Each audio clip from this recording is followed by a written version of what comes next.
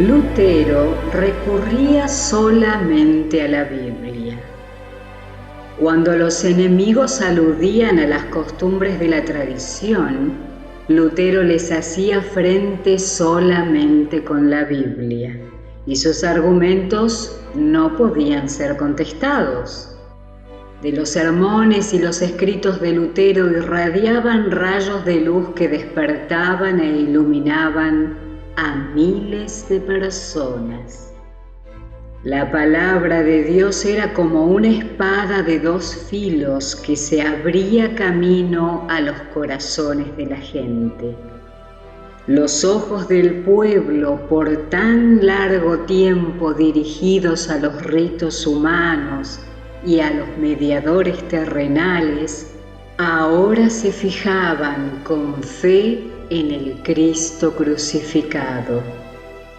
Este interés general despertó los temores de las autoridades papales.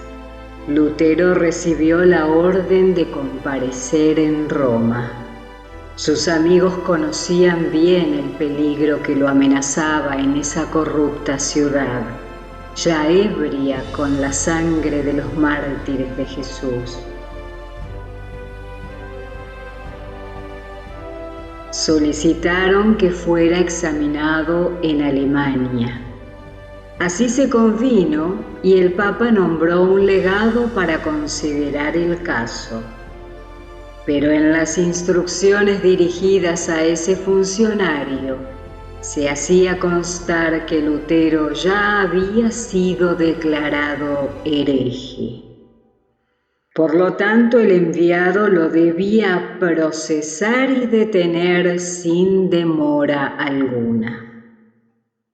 Recibió poder para condenarlo en cualquier parte de Alemania, para prohibir, maldecir y excomulgar a todos los que lo siguieran, y para excomulgar a todos los que cualquiera que fuera la dignidad que tuvieran en la Iglesia o el Estado, excepto el emperador, desatendieran la orden de detener a Lutero y a sus adherentes y de entregarlos a la venganza de Roma. No había siquiera un rastro de principios cristianos o aún de justicia común en este documento. Lutero no había tenido oportunidad de explicar o de defender su posición. Sin embargo, se lo declaró hereje y en el mismo día fue exhortado, acusado, juzgado y condenado. Cuando Lutero necesitaba mucho el consejo de un verdadero amigo, Dios envió a Melanchthon a Wittenberg. El buen juicio de Melanchthon, combinado con su pureza y rectitud de carácter, le ganaron universal admiración. Pronto llegó a ser el amigo de mayor confianza de Lutero. La bondad, la precaución y la exactitud de Melanchthon eran un complemento del valor y la energía de Lutero. Se estableció la ciudad de Augsburgo como lugar del juicio, y el reformador partió a pie para ese lugar. Se habían lanzado amenazas de que sería asesinado por el camino, y sus amigos le rogaron que no se aventurara. Soy como Jeremías, un hombre de contiendas y disputas, pero cuanto más aumentan las amenazas de ellos, más se multiplica mi gozo. Ellos ya han destruido mi honor y mi reputación. En cuanto a mi alma, no la pueden tomar. El que desea proclamar la palabra de Cristo al mundo debe esperar la muerte a cada momento. Las noticias de la llegada de Lutero a Augsburgo le produjeron gran satisfacción al legado papal. El fastidioso hereje que atraía la atención del mundo parecía estar ahora en poder de Roma. No debía escapar. El legado planeaba forzar a Lutero a retractarse o, en caso contrario, hacer que lo trasladaran a Roma para que siguiera la suerte de Huss y Jerónimo. Por lo tanto, por medio de sus agentes, trató de convencer a Lutero para que viniera sin un salvoconducto, confiándose a su misericordia. Pero él no apareció ante el embajador papal hasta que hubo recibido el documento en que el emperador se comprometía a protegerlo. Como estrategia, los romanistas decidieron ganarse a Lutero con una apariencia de bondad. El legado profesó gran amistad, pero exigió que Lutero se sometiera completamente a la Iglesia y cediera en todo punto sin argumento ni cuestión.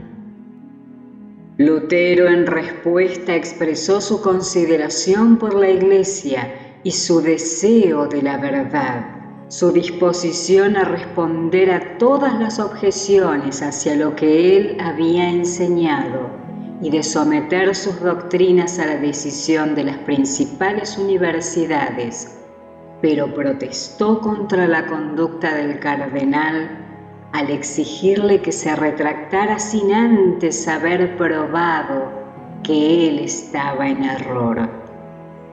La única respuesta fue: retráctate, retráctate.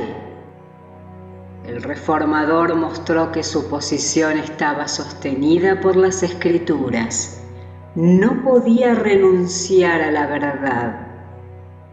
El legado, incapaz de contestar los argumentos de Lutero, lo agobió con una tormenta de reproches, burlas, elogios, citas de la tradición y dichos de los padres, sin concederle al reformador ninguna oportunidad de hablar.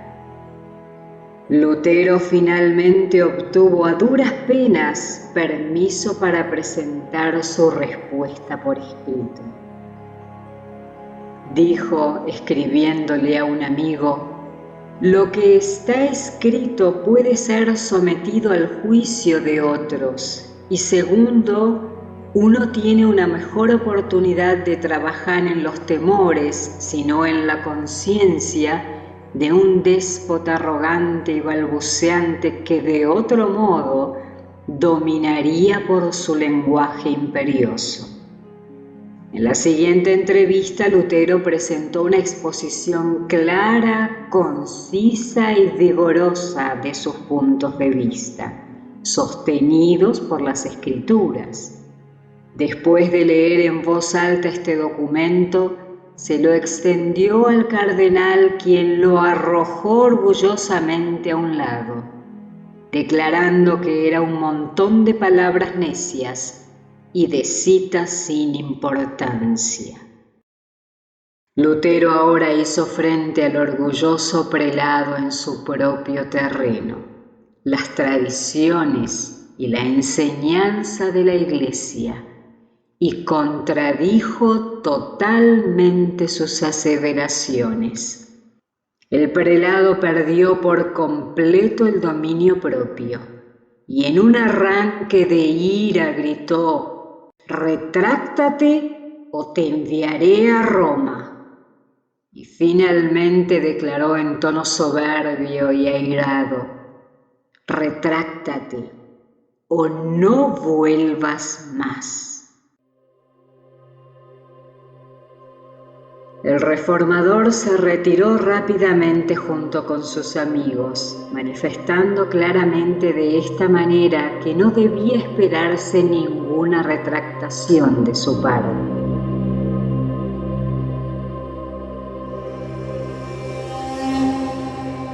Esto no era lo que el cardenal se había propuesto. Ahora, quedando solo con sus partidarios, miró a uno y otro, disgustado por el inesperado fracaso de sus planes. La gran asamblea reunida tuvo oportunidad de comparar a los dos hombres y cada uno tuvo ocasión de juzgar por sí mismo el espíritu manifestado por ambos, así como la fuerza y la verdad de sus respectivas posiciones. El reformador, sencillo, humilde, firme, con la verdad de su lado. El representante papal, atribuyéndose importancia, intolerante, irrazonable, sin un solo argumento de las Escrituras, y sin embargo gritando con vehemencia: «Retráctate o serás enviado a Roma». Los amigos de Lutero lo instaron a que, como era inútil para él permanecer allí, debía regresar a Wittenberg sin demora alguna y tener el mayor cuidado. De acuerdo con este consejo, salió de Augsburgo a caballo antes del amanecer, acompañado solamente por un guía proporcionado por el magistrado. Sigilosamente recorrió las calles oscuras de la ciudad. Enemigos alertas y crueles estaban planeando su destrucción. Aquellos eran momentos de ansiedad y ferviente oración. Llegó a una pequeña puerta en el muro de la ciudad. Le fue abierta y junto con su guía pasó por ella. Antes de que el legado se enterara de la partida de Lutero, ya estaba fuera del alcance de sus perseguidores. Al conocer las noticias de la huida de Lutero, el legado se llenó de sorpresa y de enojo, pues había esperado recibir gran honor por su firmeza al tratar con este perturbador de la Iglesia. En una carta dirigida a Federico, el elector de Sajonia, denunció amargamente a Lutero y demandó que Federico enviara al reformador a Roma o lo desterrara de Sajonia. El elector tenía hasta ese momento poco conocimiento de las doctrinas de la Reforma, pero estaba profundamente impresionado por la fuerza y la claridad de las palabras de Lutero. Hasta que no se probara que el reformador estaba en error, Federico resolvió permanecer a su lado como protector. En respuesta al legado escribió: «Puesto que el doctor Martín ha aparecido ante su presencia en Augsburgo, debe estar satisfecho. Nosotros no esperábamos que se esforzara por hacerlo retractarse sin haberlo convencido de sus errores. Ninguno de los sabios de nuestro principado me ha informado que la doctrina de Martín es impía, anticristiana o herética». El elector vio que era necesaria una obra de reforma y secretamente se regocijó de que se hiciera sentir en la Iglesia una influencia mejor. Había pasado solamente un año desde que el reformador clavara sus tesis en la iglesia del palacio. Sin embargo, sus escritos ya habían encendido por doquiera un nuevo interés en las Sagradas Escrituras. No solamente de todas partes de Alemania, sino también de otros países, llegaban estudiantes a la universidad donde él enseñaba. Los jóvenes que llegaban por primera vez a la ciudad de Wittenberg elevaban sus manos al cielo y alababan a Dios por haber hecho que la luz brillara en esa ciudad. Lutero por esos entonces estaba solo parcialmente convertido de los errores del romanismo, pero escribió: «Estoy leyendo los decretos de los pontífices y no sé si el Papa es el anticristo mismo o su apóstol. De esta manera es Cristo mal representado y crucificado en ellos». Roma llegó a enardecerse más y más por los ataques de Lutero. Opositores fanáticos, incluso doctores de las universidades católicas, declararon que el que matara al monje estaría sin pecado. Pero Dios era su defensa. Sus doctrinas se escucharon por todas partes, en las cabañas y los conventos, en los castillos de los nobles, en las universidades y en los palacios de los reyes. Por ese tiempo Lutero halló que la gran verdad de la justificación por la fe había sido proclamada por el reformador bohemio Hus. «Todos nosotros», dijo Lutero, «Pablo, Agustín y yo mismo, hemos sido husitas sin saberlo». Dios le pedirá cuentas al mundo, porque la verdad fue predicada hace un siglo y la quemaron. Lutero escribió lo siguiente acerca de las universidades: «Mucho me temo que las universidades resulten ser los grandes portales del infierno, a menos que ellas trabajen en forma diligente para explicar las Santas Escrituras y para grabarlas en el corazón de los jóvenes. Toda institución en la que los seres humanos no estén incesantemente ocupados con la palabra de Dios llega a corromperse». Este llamamiento circuló por toda Alemania. La nación entera fue conmovida. Los oponentes de Lutero presionaron al pueblo para que tomara medidas decisivas contra él. Se decretó que sus doctrinas debían ser condenadas inmediatamente. El reformador y sus seguidores, si no se retractaban, debían ser todos excomulgados. Esa resultó ser una terrible crisis para la Reforma. Lutero no dejaba de ver la tempestad que estaba por desatarse, pero confiaba en que Cristo sería su sostén y su escudo.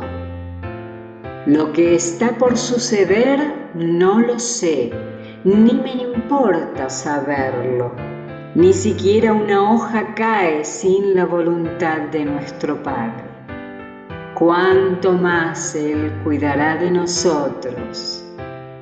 Es poca cosa morir por la palabra, puesto que la palabra o el Verbo se hizo carne y murió Él mismo por nosotros». Cuando la bula papal le llegó a Lutero, dijo: «La desprecio y la ataco como algo impío y falso. Es Cristo mismo el que resulta aquí condenado. Yo siento mayor libertad en mi corazón, porque al fin sé que el Papa es el anticristo y que su trono es el de Satanás mismo».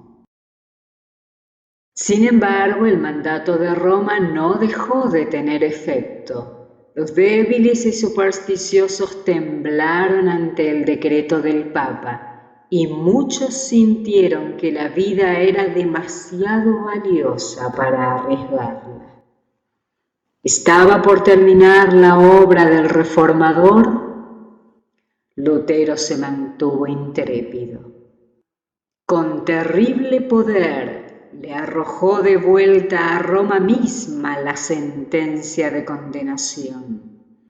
En presencia de una multitud de ciudadanos pertenecientes a todos los rangos, Lutero quemó la bula del Papa diciendo: «Una lucha seria acaba de empezar. Hasta ahora solo he estado jugando con el Papa. Comencé esta obra en el nombre de Dios. Ella terminará sin mí y con su poder. ¿Quién sabe si no es Dios el que me ha llamado y me ha escogido, y si cuando ellos me desprecian, no debieran temer estar despreciando a Dios mismo?» Dios nunca eligió como profeta al sumo pontífice o a algún otro gran personaje, sino que por lo general eligió a personas humildes y despreciadas, y en una ocasión escogió aún a Amós, un pastor. En todas las edades los santos han tenido que reprender a los grandes, a los reyes, a los príncipes, a los sacerdotes y a los sabios, bajo peligro de su propia vida. No afirmo ser profeta, pero digo que ellos deberían temer precisamente porque yo estoy solo y porque ellos son muchos. De lo que estoy seguro es de que la palabra de Dios está conmigo y de que no está con ellos. Sin embargo, no fue sino después de una lucha terrible consigo mismo que Lutero decidió separarse definitivamente de la Iglesia.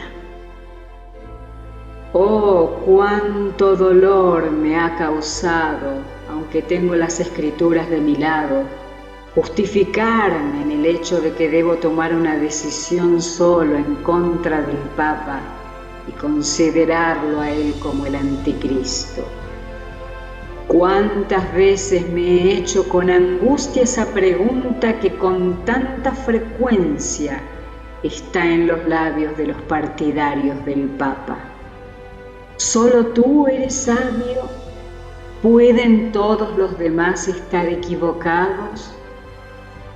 ¿Qué pasará si al final eres tú el que está engañado y el que está induciendo al error a tantas almas que serán eternamente condenadas?